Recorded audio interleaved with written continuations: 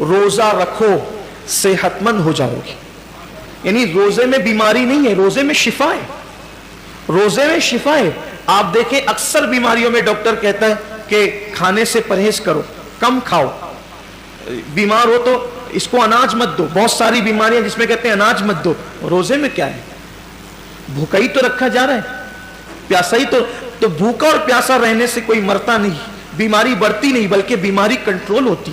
بلکہ اللہ عز و جل نے انسان کے جسم میں ایسی چیزیں پیدا کی ہے کہ جب وہ بھوکا رہتا ہے, صرف بھوکا رہتا ہے, تو بھوک کے وقت تو وہ کچھ مخصوص مادے نکلتے ہیں جو انسان کی صحت کے لیے بے پناہ مفید ہے, اور اس سے کوئی بیماری نہیں ہے. مجھے اچھی طرح یاد ہے, میری والدہ کا آپریشن تھا مالیگاؤں کے کھڈی کے غیر مسلم ڈاکٹر کے یہاں, نام بھی لے سکتا ہوں لیکن چھوڑتا ہوں اس کو, تو اس کے یہاں. تو میں جب آپریشن کا بل پیڈ کرنے کے لیے گیا تو اس نے مجھے جب وہ چائے پیش کی تو میں نے سوچا کہ کہیں اس کا دل نہ دکھ جائے, تو مجھے کہنا پڑا کہ میں روزے سے ہوں. وہ کہا کہ رمضان شروع ہو گیا.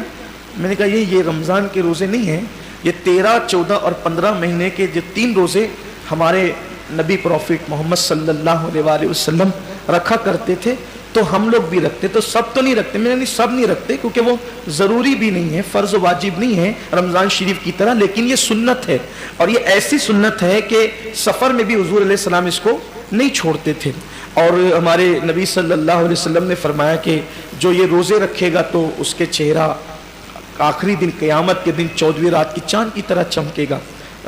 آپ کی دعاؤں سے میری عادت ہے, مسلم ہو یا غیر مسلم ہو, جب بھی کوئی ملتا ہے ایسا تو پھر ہم اپنا سودا کھول کے بیٹھ جاتے ہیں, کیونکہ ہر دکاندار چاہتے ہیں نا کہ اپنا سودا بکے.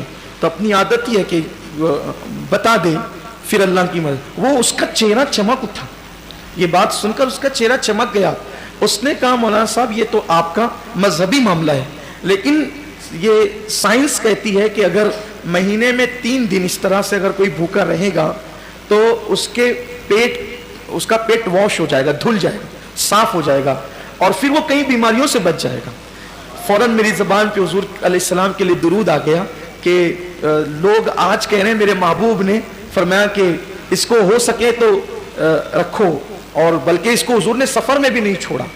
تو روزے کہنے کا مطلب یہ ہے, اللہ تعالیٰ ہم سب کو ریاکاری سے محفوظ رکھے. صرف ترغیب کے لیے میں نے عرض کیا کہ آج روزے پر تحقیق ہو رہی ہے, ریسرچ ہو رہی ہے کہ روزہ رکھنے سے بیماری نہیں بڑھتی بلکہ شفا ملتی ہے. ہاں ایسا بیمار, واقعی ایسا بیمار جس کی بیماری اس درجے کو پہنچ گئی ہو کہ مسلم متشرع ڈاکٹرز کئی ایک مل کر یہ کہتے ہیں کہ روزہ آپ نہ رکھیں, کہیں ایک نہیں بلکہ کہیں ایک کہتے ہیں, تو تب اس کے لیے علماء نے ہمارے اجازت دی, وہ الگ بات ہے.